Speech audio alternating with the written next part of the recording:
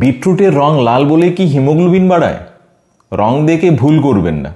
Beetroot nutritious, বিটরুটে আছে সামান্য পরিমাণ আয়রন, ফলিক অ্যাসিড আর অন্যান্য অ্যান্টিঅক্সিডেন্ট, কিন্তু 1 কাপ বিটরুটে আছে শুধু 1.4 মিলিগ্রাম অফ আয়রন।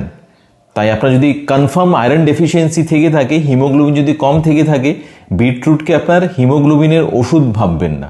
হ্যাঁ, বিটরুট জুস আপনি নিতে পারেন আপনার ডায়েটের অঙ্গ হিসেবে, কিন্তু অনেকেই আবার বিটরুট ভালো বলে লিটল বিটরুট জুস নিয়ে নিচ্ছে।